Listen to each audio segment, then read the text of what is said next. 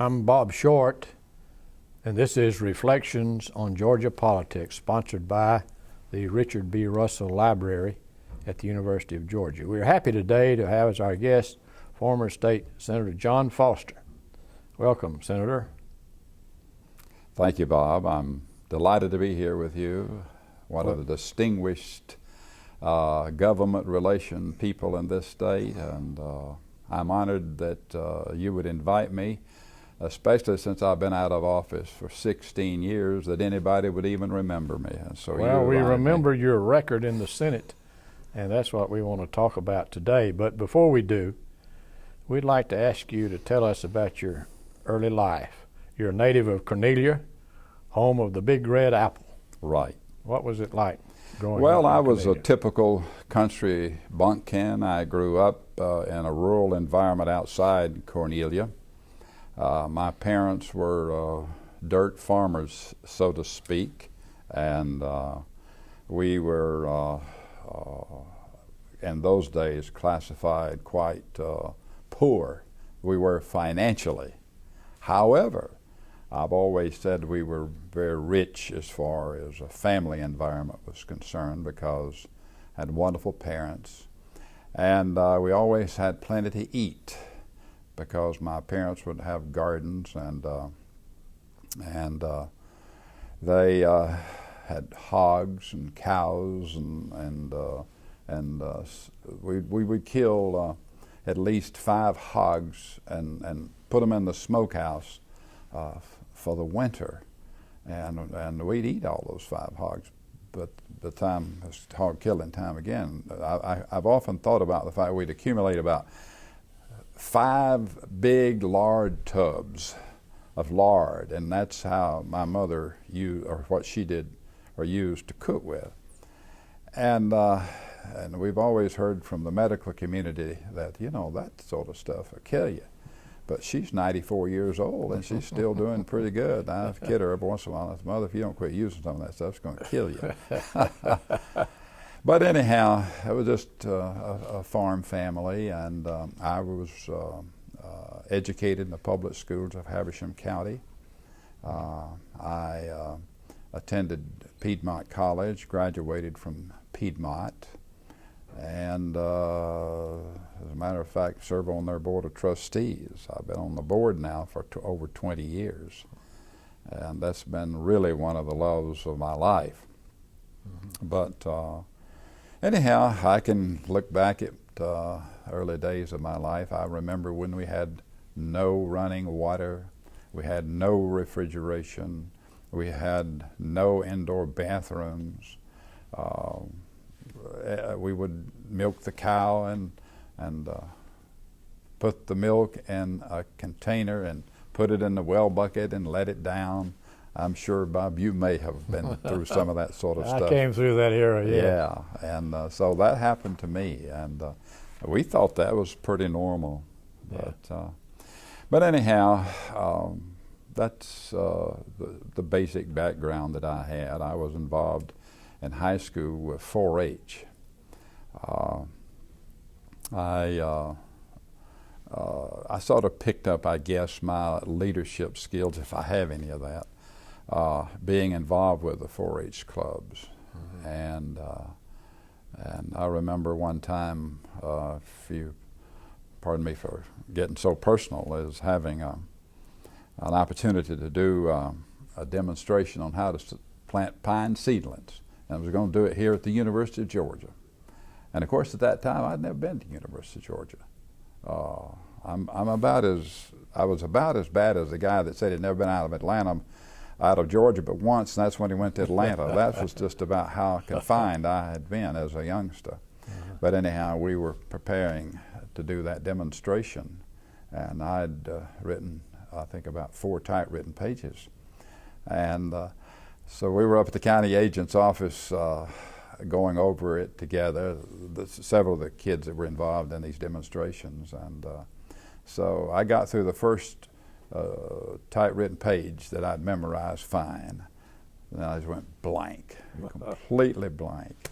And I never will forget, I just dropped the dribble and ran and the county agent chased me down and insisted I come back and complete it. And he finally convinced me to do that. And I did. I did finish it, came down, gave my demonstration down here at the university, and I placed, but I didn't win. But it was quite a unique experience. When did you get interested in politics? Well, I think getting involved in politics was an issue that just kind of evolved. I've always felt like that you need to earn the right to be in politics. Politics and serving the public is a very important issue with me. And so I got involved with, for instance, the Chamber. I served as president of the Chamber of Commerce 3 times. I was involved in Rotary. I was involved in all sorts of community activities. And so at that time I had not really given much consideration to getting involved in politics, but I had a couple of 3 people talk to me about it and said, "You ought to get in politics. You could win." Well, at that particular time, my dear friend Tommy Irvin was representative, and they'd convinced me that I could beat him. And so I decided to run against Tommy. And needless to say, he was shocked. I was about as shocked as he was, though. When he got through, we got through with the race, I lost it about 3-1. And so they always told me, said, "Well, if you beat, you should just laugh it off and go on." And of course, I had really a big laugh, and so did Tommy. But anyhow,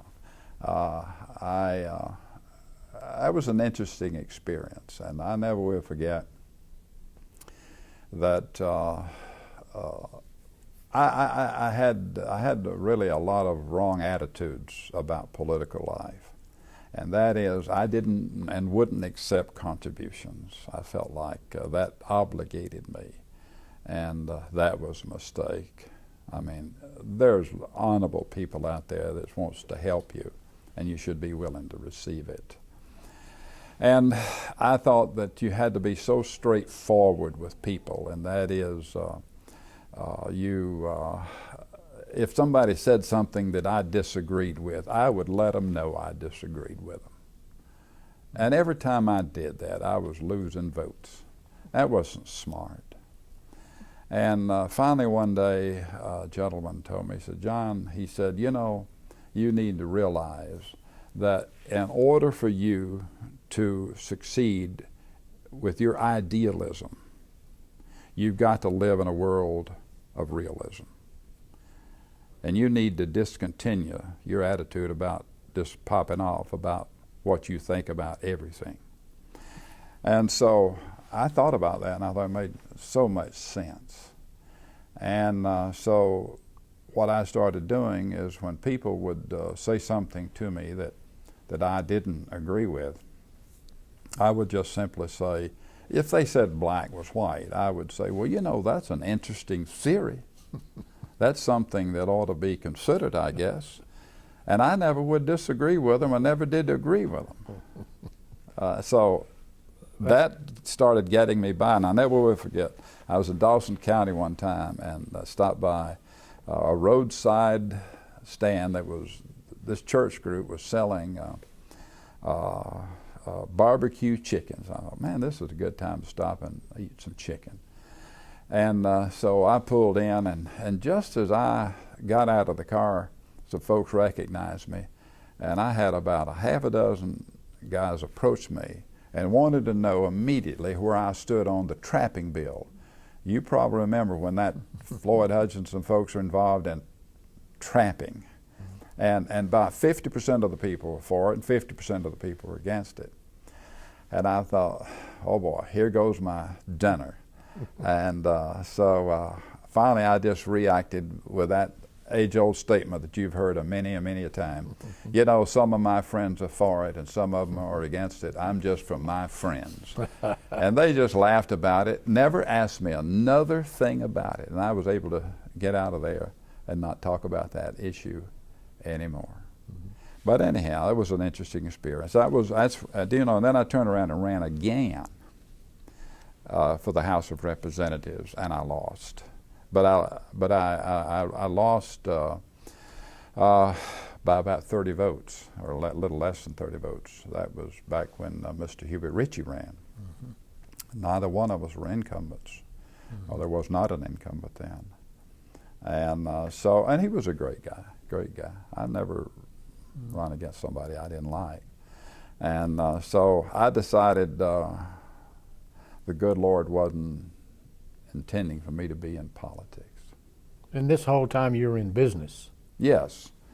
I was.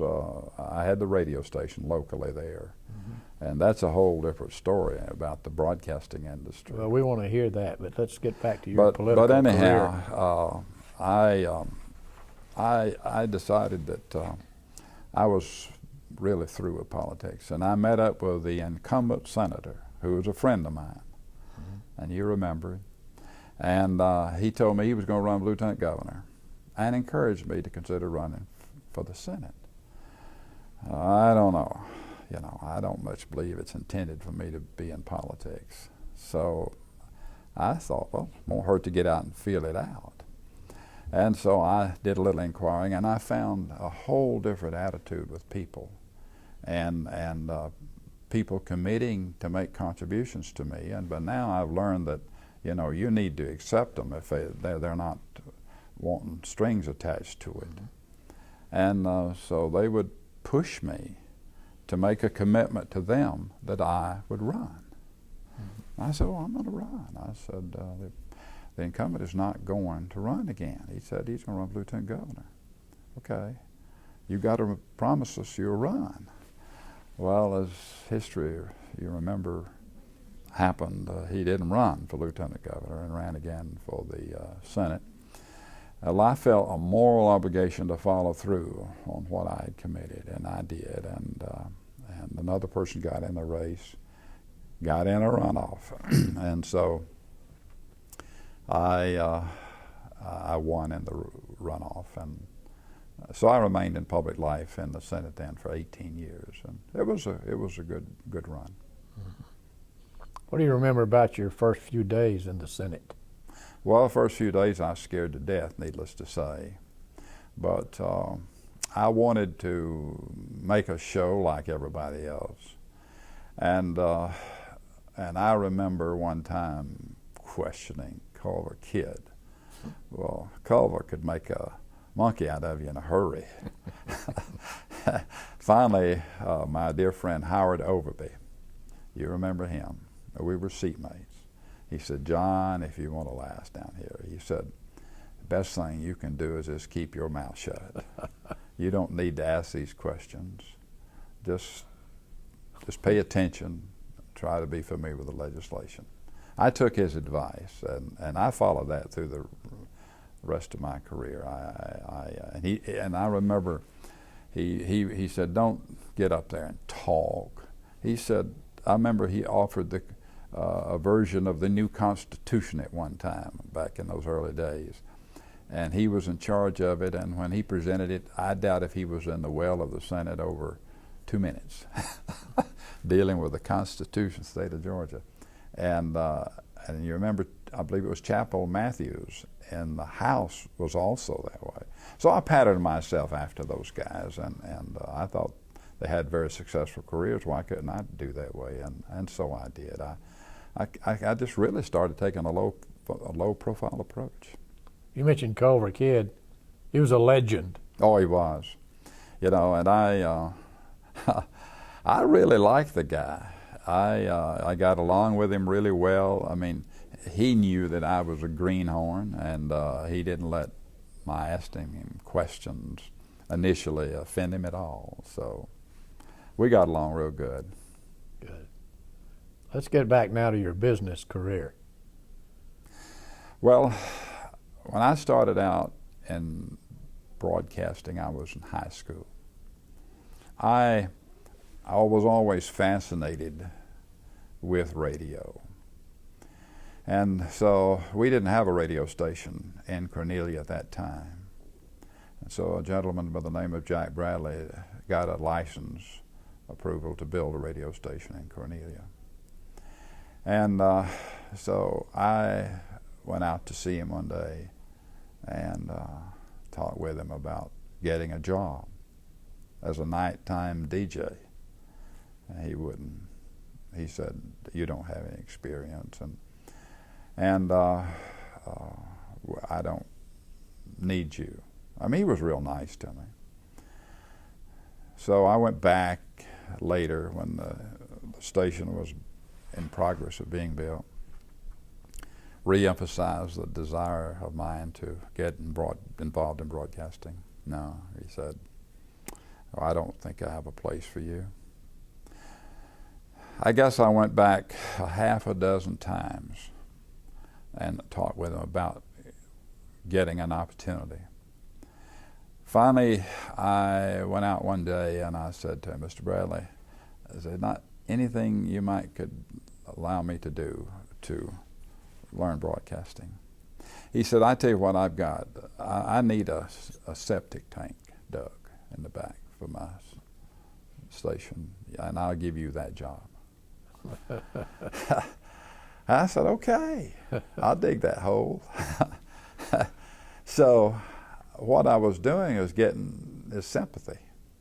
So I dug the hole, and then he said, "Well, let me take you down to Gainesville and we'll audition you and see what you're like." So we went down there, and I'd never been behind a mic in my life, and I was awful. I wouldn't hire anybody today as bad as I was then. But anyhow, the gentleman that did the audition made the comment. He said, "You know, this guy may have some potential." Oh my, that's amazing. I thought I was washed up completely. Well, to make a long story short, we came back, and when the station went on the air, he gave me an opportunity to do nighttime DJ work. And so I really, really applied myself very, very much to learn the profession. And for instance, I would never do a live newscast. I would record it over and over and over till I got it right.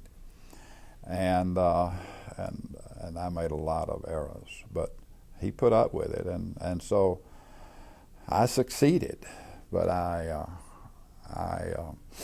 then had developed a goal of I would like to be a chief radio announcer someday. That was my goal. Then things changed, and an uncle of mine, or a distant uncle, had talked to me, and I was fixing to graduate from high school. He said, "I want you to consider going with me over to Oak Ridge, Tennessee. There's great jobs over there." And I just said, "Okay, I'll go with you." I quit the job, and that was not smart. That was my employer then was very unhappy with me. Well, the more I thought about it, the more I realized that that was not what I really wanted to do. So college was not in the equation at all, because I couldn't afford to go to college.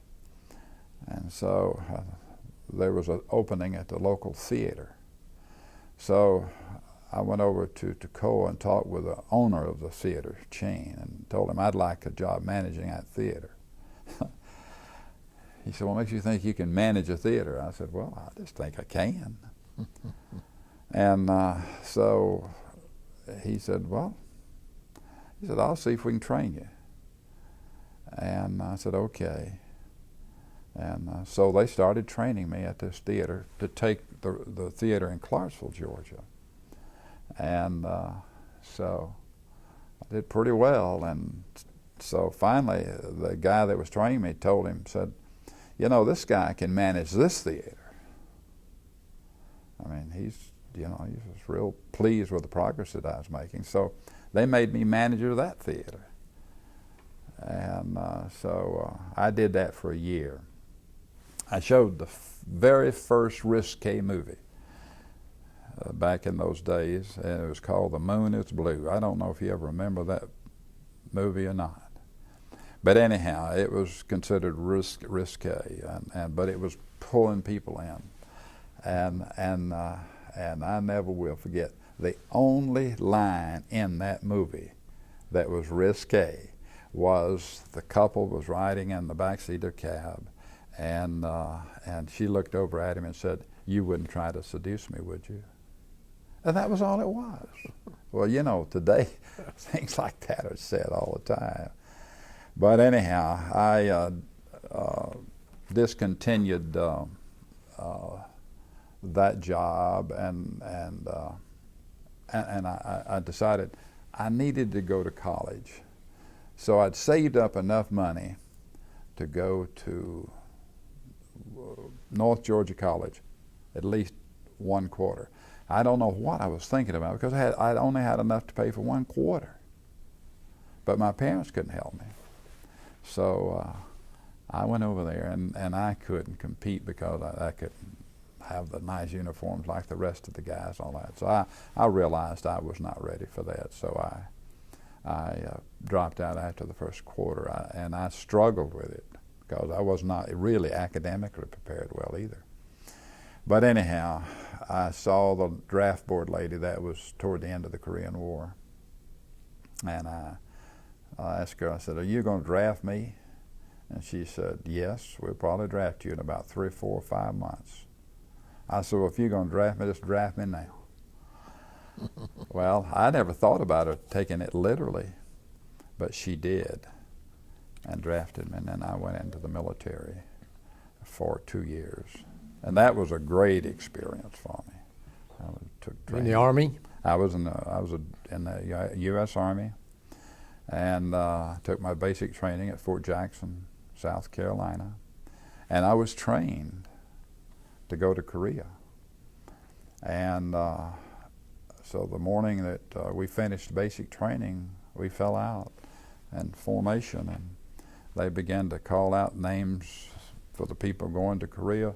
And then all of a sudden they called out my name and said, "You're going to Kansas." I don't know why they sent me to Kansas. Well, I do now think I know why, but suited me. So I went to Kansas, to Fort Riley, Kansas, and became a regimental parts clerk. Was very successful doing that while I was there. But then they got this company ready that I was involved with to go to Germany. And so they are ready to send the whole division was going to Germany. And the captain that was over the parts division said, "If you don't mind, I'm going to hold you back." And I said, "Why?" He said, "Because I want you to run this parts department." He said, "I don't have to worry with it." So I wound up running the parts department for a while. Anyhow, he finally got moved himself. And then another interesting thing happened was I was transferred over to another division where recruits were coming in. And I didn't like that at all. So I had a dear friend that was a friend to the general. And I told him, I said, "I want to be transferred over to main post at Fort Riley." And the next thing I know, I got orders transferring me over to main post. I got over there. They said, "What are you doing over here?" I said, "I don't know. They just sent me here." And so they said, "What do you want to do?" I said, "Whatever you want me to do." And so they sent me down to the transportation division. And I wound up driving buses that are like the Greyhound type buses. And I'd go down to Manhattan, Kansas, pick up ROTC cadets, take them into Topeka, Kansas. And that was a lot of fun. But during that tenure, too, I also ran on weekend projectors and a theater to make extra money. But the thing that was interesting that I really enjoy telling the story is when I first got there, I was a Southern Baptist, and I was not happy out there going to church in American Baptist Church. And we were discussing that among some of the other colleagues in the military, and they said, let's just form us a group ourselves. And so we did. And we rented us an old storefront building where a new car dealer had gone out of business. And we started a church in that building. And within a month, we had that thing packed. I mean, it was just amazing how you could get people to come. And so we thought, well, we better just buy some land and build us a building. Well, to make a long story short, we did. And I didn't stay there for the completion of the entire project. I was discharged. But in 2004, that church celebrated its 50th anniversary. And it's a full-blown, viable church to this day. And I was real proud of that. I felt like that maybe that was the reason I was sent to Fort Riley, Kansas. Then you came back after discharge to Cornelia. Yeah, what the military did for me was really showed me that I was not prepared for life. I was,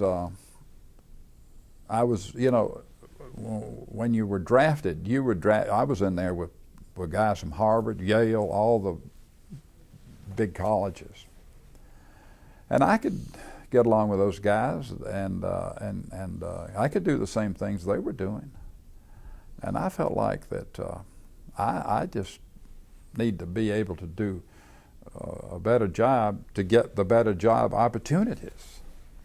And so I made up my mind immediately that I was going to go back and go to college at Piedmont because I had the GI Bill now. And that's what I did. I went back and enrolled in Piedmont. And then while I was there a few months, I'd gone back into the broadcasting business. And while I was one day I was talking with an uncle of mine that had developed a pine tree planter, and he'd made a lot of money. And he asked me how would I like to own a station of my own. Well, that was the furthest thing from my mind.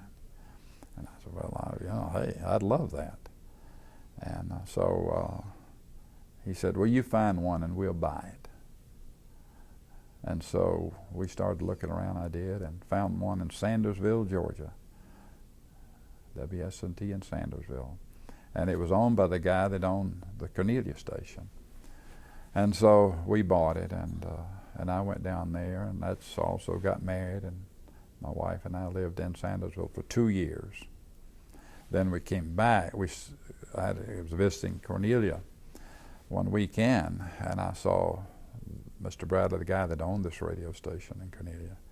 And he just, to my amazement, said, John, how'd you like to buy this station? I said, well, I mean, I'd love to buy it. He says, well, I'll sell it to you. I said, well, give me a few minutes to make up my mind how I can do it. And so this was on a Saturday afternoon, late Saturday afternoon. 9 o'clock, I called him and told him, I said, I'm going to take it. I'll take that radio station. He told me what he would take for it. And I went back to Sandersville and called a friend of mine over in Swainsboro, Georgia, a fellow by the name of Johnny Bales. Used to sing with the Bales brothers, country music singer. And I told him, I said, Johnny, I got a chance to buy my hometown station. And would you like to buy this one? He said, yeah. He said, I'd love to own that station. He said, how much you want? So I jacked the price up a little bit. And he said, I'll take it. And before he agreed to it, he brought 2 of his partners down, and one of them was Jim Denny, who was a music publisher in Nashville, Tennessee, and the other guy that came with him was Webb Pierce, the big country music singer. And so anyhow, when they came down, they said they'd take it. And I sold that station, and then I was able to buy the one in Cornelia. But in the meantime, I did not mention to you, I had bought the radio station in Washington, Georgia. And I kept it a while, but they wouldn't buy it. And I finally sold it too. So I wound up back in my hometown with WCON, and now we have AM, FM with 50,000 watts. And, Clear channel. been very, very successful and been very blessed. Let's get back to the state senate. You go down to Atlanta. I think Zell Miller had just been elected lieutenant governor. Yes. And had given up his power to appoint committees Yes.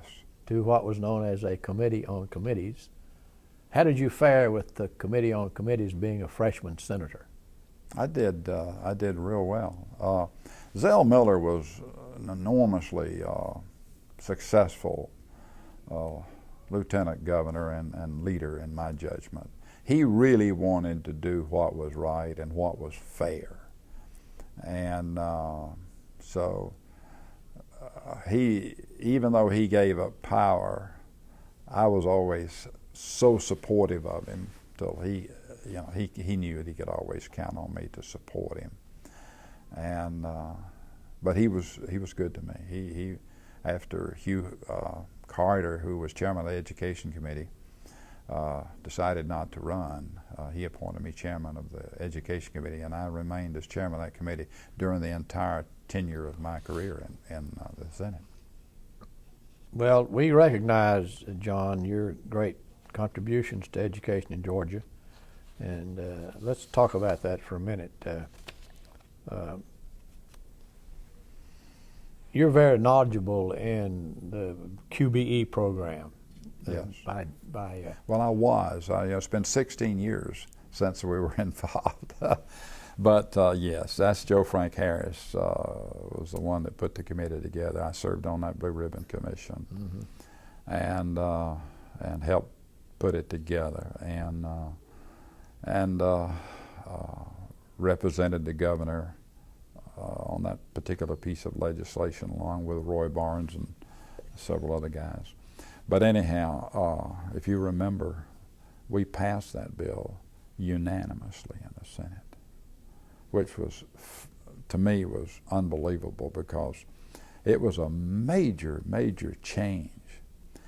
And Bob, it was a good piece of legislation, but it had problems, and it's still in place to this day, and it's been amended somewhat. But QBE was a funded-driven piece of legislation, and the legislature never would fully fund it. And if you wouldn't fund it, it's not going to work well. So what happens is the legislature turns around and supports these issues that are politically expedient, such as teacher salaries, etc., but they don't want to do some of those other things like help the school systems with maintenance and operations money, buses, and all the other costs that schools have. And so it got it out of balance, and I don't know that it's ever been fully funded. That brings up the question about President George W. Bush's No Child Left Behind program. What do you think of that? Initially, I was somewhat for it, but I think the federal government doesn't have any business in education.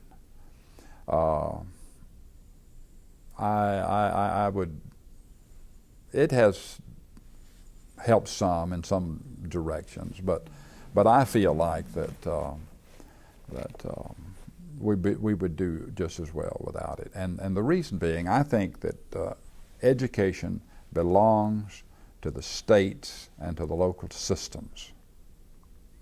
And I think we can run those systems, but we got to do a better job in how we put the program together. We hear a lot nowadays about over-testing of students. Do you think that the students are compelled to take too many tests in order to control funding of schools? Yes. And I was one of the first legislators that really got into testing and evaluating. I didn't like the term testing. I always felt you ought to use the term evaluate. And I think you need to be able to measure your progress. You must be able to do that in order to determine what kind of success you have. Now, I know back in the early days when they first started public schools in Georgia, Incidentally, my uncle was Dr. Claude Purcell, superintendent of schools, and he wrote a book on the early years of education. And it was interesting that the teacher wouldn't get paid until the end of the year. And they evaluated the students, and they would pay the teacher based on whether or not they had success. I don't think that'd work today, no. But I thought that was an interesting concept, and that was in his book. But anyhow, the first NAEP piece of legislation that passed in the nation that was mandated was in Georgia, and I introduced that. It's called the National Association of Educational Progress. That test is still in place, and I think that one test does about as good as any test we have to compare students on an equal basis throughout the nation. And so a lot of the other tests that they give, I think, are an overkill. I think that the CRT, you know, they just made a fiasco out of that this year. And they were testing students for things they'd never been taught. I mean, how can you do that? And that's when you remember I wrote an article for the paper blasting the fact that we'd done that sort of stuff. And that's why I felt like we ought to have an appointed superintendent of schools. That I felt like that people who are appointed to these positions are far more professional and experienced, and they don't have to put up with as much petty politics. And so, you know, as far as the superintendent is concerned, I'm sure she's a nice person. I wouldn't want to degrade her, but her experience really was just a teacher. She had no administrative experience at all. So, how about at the county level? At what point are you talking about? Is there too much politics in schools at the local level? Yes, but I don't know that you'll ever get it out completely. You know, we elect the boards, and appoint the superintendents. Now, Zell Miller was involved in that, and I thought he would fail at that, but by golly, he succeeded at it. And I think that was one of the grandest things that we have done for education in this state in many a day. And and that has helped education, in my opinion, in the state of Georgia. But I feel like that the school boards still are pretty political. You've read about them in this state where they're just terrible. And I don't know how you address that. You need to have some accountability, and electing the board is probably the only way. You know, we get the kind of government, the people gets the kind of government that they elect. Is that good? Well, no, not always. And if we complain about it, we're responsible. And you know, I've often used that old pogo comment, you know, we've met the enemy and the enemy is us. That's the problem. And teachers, you know, you remember I introduced legislation to abolish teacher education. I don't know that I was too serious about it, but I wanted teacher education schools to improve. And among those was the University of Georgia. And when I did that, I was flabbergasted at the letters I got from college presidents encouraging me on. And because there was a feeling that if you're going to teach, you ought to be trained in the field you're going to be teaching in. And there was too much simplicity taking place as for the academics were concerned in the colleges of education. But anyhow, they have improved, and it's better than it was. But what is interesting is back in the 1900s, I was looking at I don't have it before me, an article that a fellow had written. And we basically started out public education for teaching arithmetic, reading, writing, and just about a half a dozen different things. And he listed over 68 different things that have been added to the curriculum that public schools must do. And what they're doing is making it almost impossible for the teacher to teach.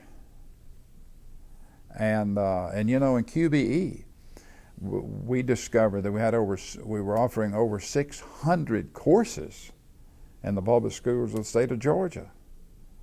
We didn't need that many subjects, and we narrowed it down, I think, to 67. I think it's going back up now. Mm-hmm. But everybody, when they want public education to become social engineers. And so here again, part of the problem. We're the part of the problem. Well, funding for schools in Georgia actually in modern times began with Governor Talmadge in 1951 with his program, mm-hmm. which was minimum foundation. It was never fully funded. It was not? No. None of the programs have ever been fully funded. Well, how about today when we have just millions and millions of dollars being spent on education from lottery funds? Yeah. Has that been effective? Not very effective. During my tenure, we increased expenditures, and Zell Miller, as you know, and Joe Frank Harris, the governors that I served with were great governors for education. I think we increased expenditures by $1 billion. And the dropout rate and the academic achievements and all that sort of thing has not improved dramatically, even to this day. And so, Bob, I never did think I would say this, because, you know, I'm the official author of homeschooling in this state. When I went into to the legislature, I was very much opposed to homeschooling. And Joe Frank Harris was in the office at that time, and I discussed it with him, and he said he would support it.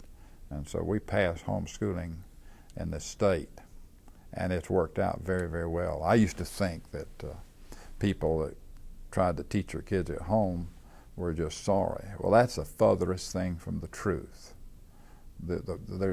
My wife, for instance, could have taught our kids at home and been very successful. And so, but the other thing that I'm changing my mind on now is choice. I think you're going to have to create an environment of competition, to me, in public education, because we can't just keep on spending, and we've got to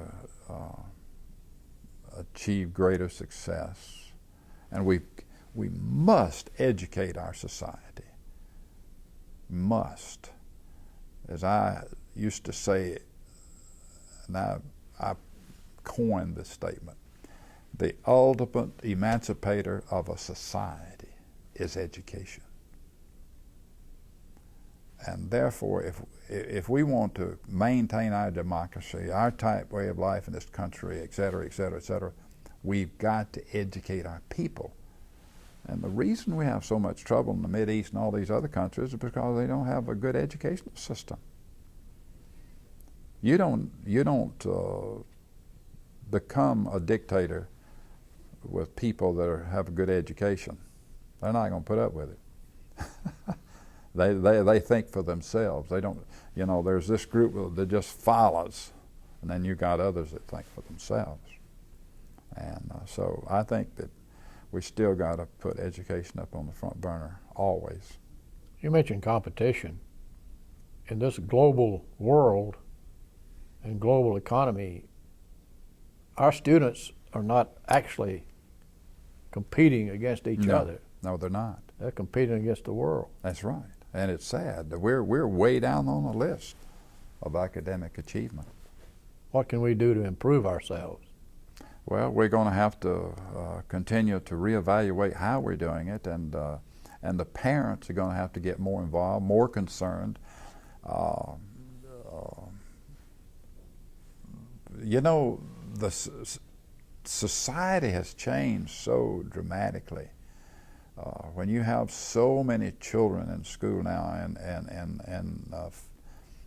school that are in one-parent homes, the one parent has to work. They're not able to look after the children as well as they should. I mean, it's a problem overall, I think, with society. I know that sounds like a simplistic answer, but we as a people have got to decide: do we want to maintain this country the way it is or was? I don't know. Right now, the way it is exactly the way I like it. But I love that book that Tom Brocroft wrote about the veterans in World War II. I think that was the greatest generation of history, and I wish we could indoctrinate our generations now to be that committed and have that kind of commitment and belief in our system, you know. So I think Georgia can be proud in the fact that it's had pre-K programs. Absolutely. And after-school programs. Absolutely. To fit the students that you're talking about. Georgia has really been ahead in many areas, thanks to the lottery. You know, one thing I did, and my colleague and friend Bill Dover, who was the representative from Habersham County. Habersham County school system has 1 cent sales tax dedicated solely to the Board of Education. We were one of the first counties in Georgia to do that. And then I tried to get all my counties to do it. When I found out we could do that, I tried to get them to do it, and some of them wouldn't do it. But Rayburn County did it, and Union County did it, but put a sunset clause in it. Mm-hmm. That was a mistake, and I forget if some of which others did it. But the one unique thing we did do in Habersham County to support our schools is every dime of tax on liquor, beer, and wine in Habersham County goes to public education. And I was talking with a city manager one day, just in a general conversation, and that the subject came up about beer and wine taxes. And I didn't say anything to him about it. I just was listening. He said, you know, some stupid somebody introduced some legislation and they put all the money, that should be the city's and the county's tax. And I looked at him, I said, you know, you're talking to that stupid somebody. So I think it was the right thing to do, because I think you can't continue to get all the support for education off of property taxes. However, you need to maintain a certain amount of taxation of property, because if you don't, and you go through periods like we're having now, recessions, if you were depending solely on a sales tax, you would be laying off in school systems big time. And it's you've got to keep your schools going, and they need to be funded. And so I hear some of these folks in politics now, oh, we're going to pay all the school tax off of sales tax.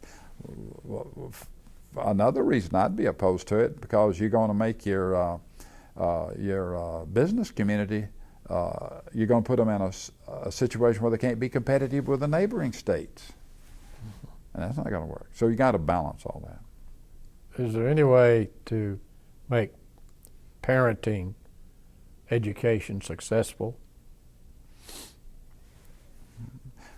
As Lester Maddox once said, have better prisons, have better prisoners. And I think one way we can be successful is have better parents. Parents are just going to have to get more involved and be more attuned to their children. Children grow up, they're not that way. There's not a prejudiced bone in a child when they're born, are they? Is there? But yet, as they grow up, they pick up these things from parents, and this is how they come out with some of the ideas they have and problems that we have. And I go back to the fact that ultimately nobody can take the responsibility more than the parents themselves. You mentioned choice. Do you favor vouchers? I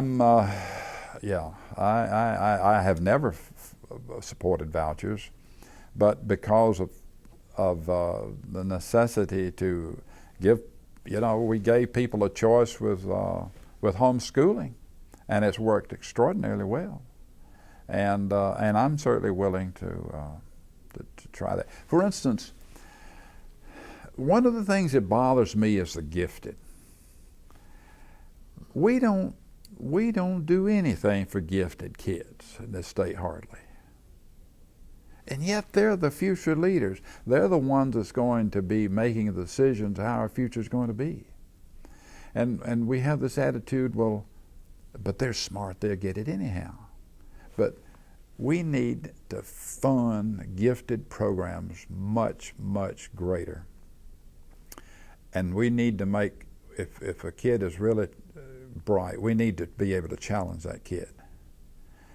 And we can make them better. And when we do that, even better than they are, we're going to bring up the whole system. And I just think we don't pay enough attention to the gifted in this state. We have one gifted director in this state, and she doesn't even have a secretary. And I think that's sad. Let's get back to the Georgia. You're talking about competition. Look at colleges; they're competitive. If Piedmont College, for instance, where I serve as a trustee, if we don't do a good job, we're not going to survive. If the University of Georgia doesn't do a good job, they're going to go other places. And so, if you look at it in that context, it works in higher education. Maybe we need to be a little more broad-minded and try developing some competition in secondary education. Hope Scholarship money has helped colleges. Whole lot. However, and I'm for Hope Scholarship, but I don't know if I'm for a total free ride. And the reason I say that is simply I think it's a good thing to let them pay some of it. And I know there's some kids getting through on a free ride. They could afford it. They can afford cars and they can afford a whole bunch of other stuff. But there's just something about if you've got a little investment in what you have, you treat it with a little more respect. And I know at our school, at Piedmont College, we did away with scholarships for athletes. If you want to come to Piedmont, we want you to come to Piedmont. We don't give out athletic scholarships. But we'll give you an academic scholarship, and we've got some good athletes.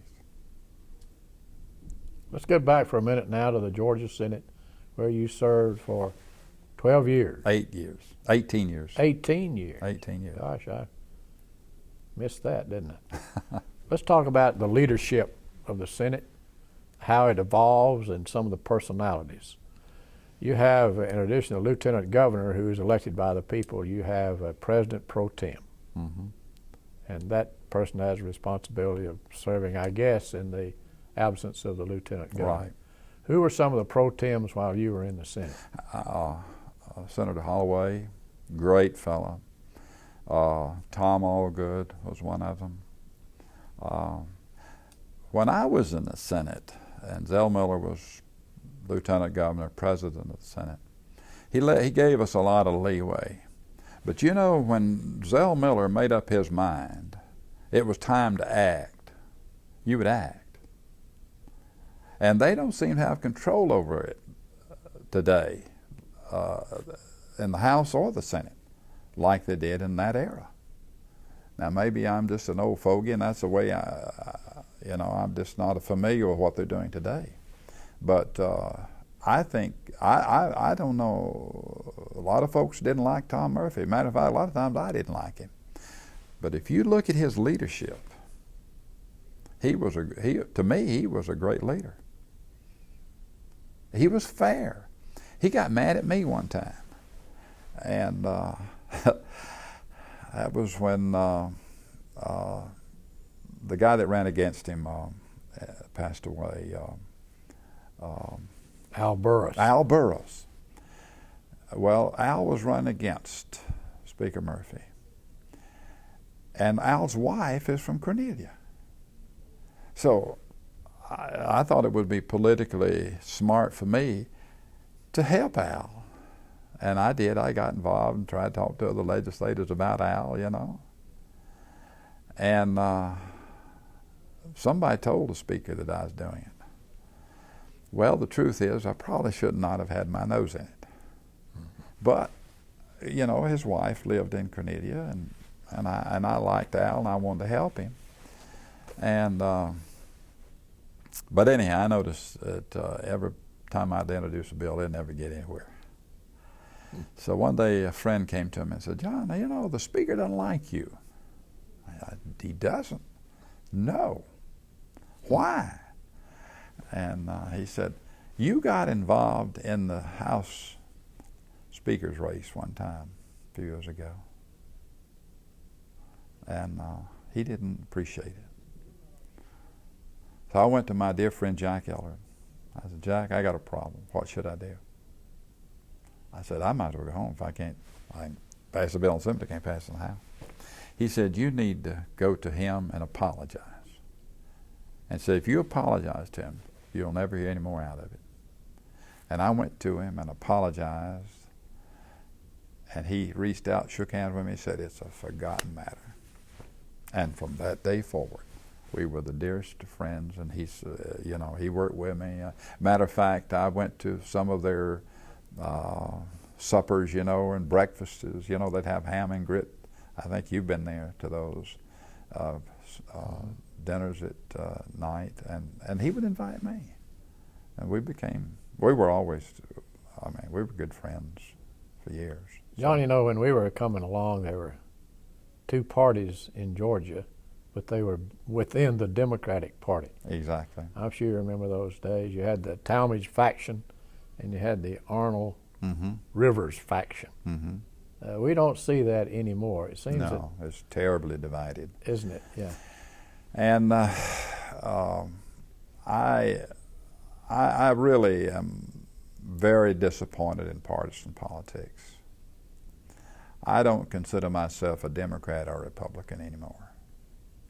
I vote strictly for the person. And,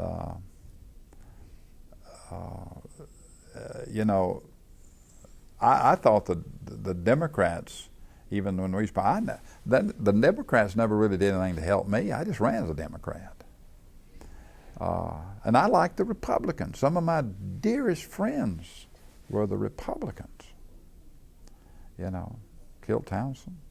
There were a number of them in there. Bob Bell, those guys, great guys.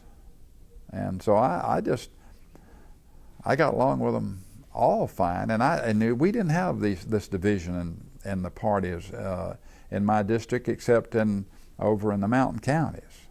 And I never will forget being in in Blue Ridge. I was over there one day, and I made the comment to some folks over there, I was going to work with those that the people elect. And this fella came up to me, and he was very upset with me. He said, let me tell you something. You work with the Democrats. You don't work with the Republicans. And I didn't realize Republicans were one that had gotten elected to office in that county, you know. So I said to the fellow, I said, well, I'm going to work with whoever people elect. And that didn't endure me too well with him. But people generally must have liked me pretty well because they supported me for 18 years. You had very little opposition. Very little. I can't remember an opponent. But the opposition, I won pretty well. But I don't know if it's appropriate for somebody like me to comment about, when I lost. I really had given serious consideration to not running again because I just felt it was time to move on. But my friends kept saying to me, John, you need to stay in there because you're going to be one of the top ranking senators in seniority, and that would have been true. Nobody would ever top Paul Brown and Hugh Gillis, but I would have been, among the top. But anyhow, I let them talk me into running, and so as you know, I was not a union man. And I made no bones about it. And so teachers' unions decided they wanted to change. And state employees' unions decided they wanted to change. And I never took it too seriously because I felt like that the people knew me well enough that they would support me. But I was wrong. They used some successful tactics and approaching it, and of course I lost. As I tell some folks, I quit on account of ill health. People got sick of it.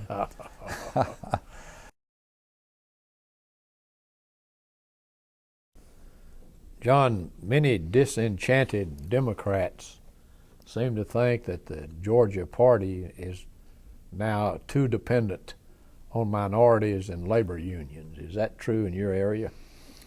Yes, it certainly plays a role in affecting politics in our area. But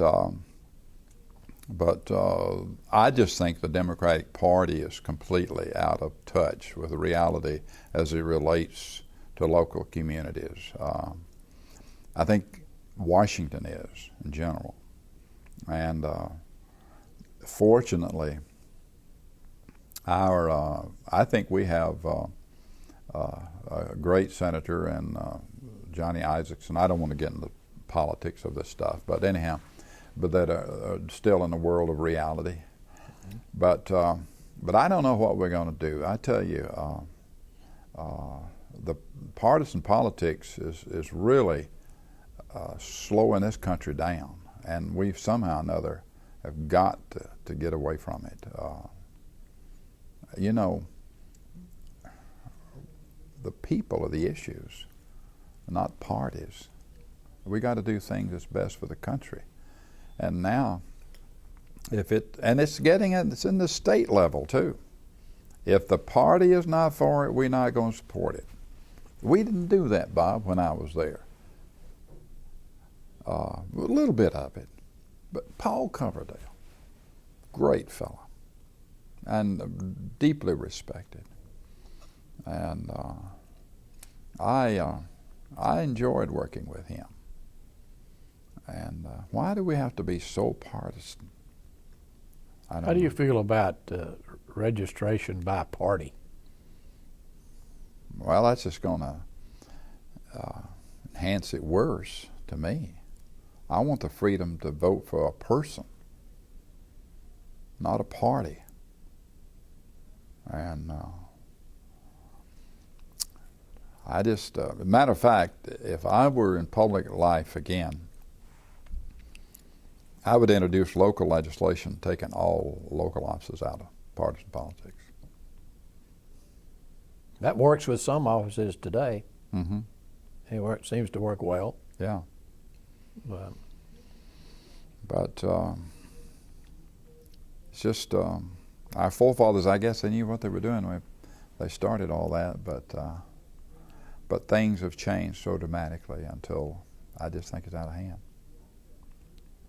Why is it so difficult to run as an independent in Georgia? Because I guess it's because of the party affiliations. I tell you, the guy that's been really amazing to me is Paul Brown. Paul Brown has not received the support of even the Republicans, but yet he's been extraordinarily successful. Now, that's not totally true, but he's a strict constitutionalist. I agree with that. And he's a little bit more conservative than I would be sometimes. But on the other hand, I admire him for sticking up to what he believes. And so far, he's been doing very, very well. What have you done, John, since you left office? Well, the first thing I did when I went out of office in '92 was, I used to make brooms in addition to being in the broadcasting business. I used to manufacture corn brooms. I bought a broom plant out, and I got up to probably 1,000 dozen of brooms a week. We made a lot of brooms. But anyhow, I found out that I couldn't compete because the Mexicans could make them and ship them in here and sell them cheaper than I could make them. So I saw the handwriting on the wall. So I liquidated my plant. So I decided, well, I'd like to do some experimenting and do something else. My wife took over the radio station, incidentally, when I was in public life, and I haven't actually been that active involved in running the radio station for years. But anyhow, I'm a big fan of recycling. I feel like that we need to pay more attention to it, and I think that for recycling to work, it's got to be a public-private partnership. So I built a paper recycling plant, and I could grind up tons of paper a day, tons. And I wanted to make chicken bedding. I mixed boric acid with it, and it worked. But I couldn't compete with shavings because it was more expensive than shavings if you put enough in there, as you should. So I wasn't succeeding too well at that, and so I decided to then start experimenting and researching other ideas. So I decided I'd try developing a pest control insulation. Well, this type of insulation is not new, but I wanted to make one that would control bugs and ants and rats and all that, and fireproof. And so I developed a cellulose insulation called Insides that is being manufactured to this day very successfully. And I sold the company, and it was too hard to work for me. And so the company that bought it recently moved it out of Cornelia over to Stevens County in a building that was vacant over there. But I don't know how they're doing right now, but at one point, about a year or so ago, they were running 7 days a week, 24 hours a day. Now that's getting rid of a lot of paper. But that's the greatest insulation that you can put in a house. I don't know if you're familiar with it or not. I can take a handful of cellulose insulation made of paper. I put it in my hand. I can put a penny on top of that. And I can take a blowtorch and I can melt that penny in my hand. And I'll never feel it. And that paper won't burn. I mean, it's really good stuff. And they can blow that stuff in a house, on the walls when you build a new house. And it does a phenomenal job. I put it in my own home of cutting down energy cost. So that's something I'm proud of that succeeded. Back to politics. What do you feel was your greatest accomplishment? Of course, it was in the arena of education, but I got the state thinking about accountability. And then, of course, working with Governor Joe Frank Harris and call it the Basic Education Act, passing that bill unanimously. But I would say the educational issues was probably the area that I was most successful in. I wish I could have been even more successful. I'm really sad in the sense that I did not succeed or work more aggressively in dealing with the water issue. In 1976, well, 1975 really, I introduced a resolution to establish a water study committee. And in 76, we held hearings all over the state of Georgia. I had some smart people working with me. It was blatantly obvious that we had to do something about the water problems in this state. We needed to deal with the problem with Florida and Alabama. We need to deal with the underground water aquifers in South Georgia because so much water was being pulled out.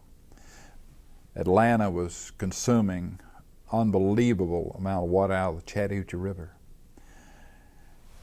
And we wrote in that report that if we didn't deal with this situation, by the year 2000, there would be a water crisis developing in this state.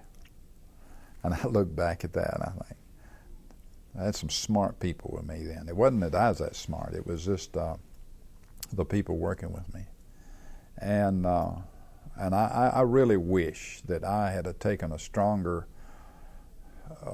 push or effort to push that issue. But I would talk to the leadership and all, and it just wasn't that big of an agenda at that time. Everybody thought we just had all the water we'll ever need, and I'm not faulting them. There was a lot of other things on their mind, but I personally wish I had done a better job at that. Well, it's certainly a big issue today. Very big issue. Very serious issue. It's in the courts. Very serious issue. Yeah. And out west they've had water wars out there. I remember my grandfather telling me one time, son, you know how to spell water? W-A-R. Yeah. It was back in the days when they were having water wars out there. That's right. But hopefully we'll get ours settled. Yeah. How would you like to be remembered? How would I like to be remembered? Well, I guess if I'd like to be remembered as a good father and grandfather. Tell us about your children. I got two sons. One is now working with us. He was in commercial real estate. As you know, the real estate business is not too good. And then my youngest son is executive vice president of a bank, Havisham Bank, very successful. And then I have two grandchildren, 1, 5, and a little boy. And he's John Clayton Foster III, and then a little girl who's 3. Now, my oldest son married later in life, and my youngest son is still not married. And but anyhow, it leads me to the point that as a result of my grandchildren being so small, I made a decision to sort of write a book about my life for their benefit, so that they would, when they get older, they would know who their granddad was. Like to tell us what's in the book? Well, it's just basically the same things that you and I are talking about, just more detail. And I've been working on it about 3 years, I guess. And I'd say I'm within 6 months of finishing it. It's been an interesting exercise, and but it's not something that I'm going to publish for a whole lot of people to see. It's a family thing. Will you give me a copy? Well, yeah, I might try to get 10 or 15 copies. But, Thank you, John Foster, for being our guest today. On behalf of course, myself, the Richard Russell Library, and the University of Georgia.